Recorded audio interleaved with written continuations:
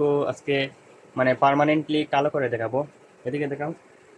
এই যে আমরা অনলাইন থেকে এই কেমিক্যালগুলো অর্ডার করেছি, এখানে আছে সুডা এবং কালো রং, আর এটা কি জানি, এটা মনে নাই। আর সাথে দুইটা দিছে হ্যান্ড গ্লাভস।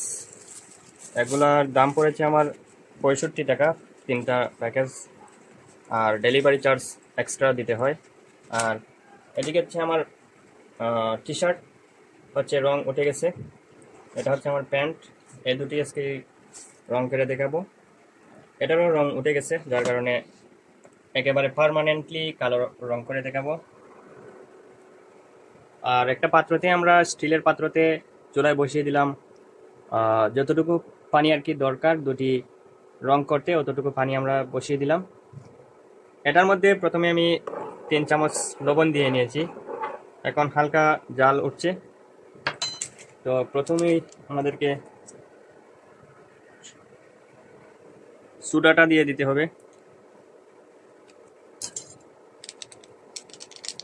আমরা সোডাটা হচ্ছে দিয়ে দিলাম, এই সাদা রঙের প্যাকেট। আমরা এই লাল রঙের প্যাকেটটি দিয়ে দেব। এটিও এটার মধ্যে মিক্স করতে হবে।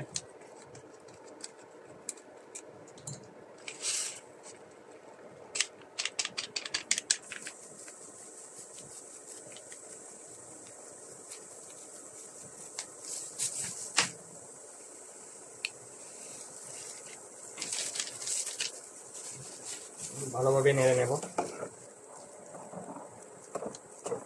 দেখেন পাত্রের পানিগুলো কিন্তু কালো হয়ে গেছে। করে নিলাম।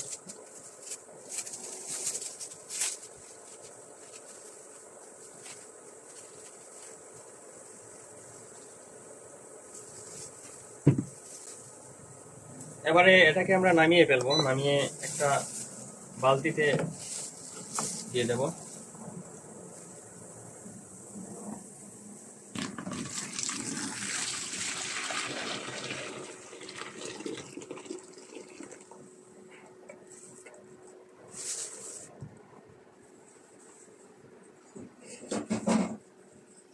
বালতিতে দিয়ে দিলাম। আর একটু নেড়ে নেব। এবার যে আমাদের কাঙ্ক্ষিত কাপড়টি, এই হচ্ছে সেই কাপড়, এটি আমরা বালতিতে দিয়ে দেব।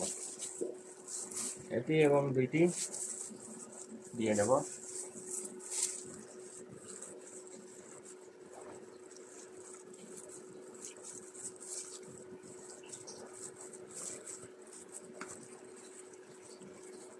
এটাকে আমরা প্রায় 1 ঘন্টা মতো বা 2 ঘন্টা মতো ভিজিয়ে রাখবো, পানিটা ঠান্ডা না হওয়া পর্যন্ত।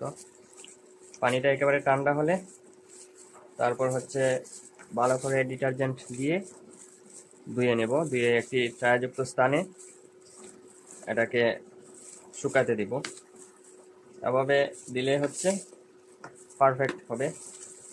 একটু পর পর এটাকে নেড়ে দিলে আরো ভালোভাবে রংটা বসবে।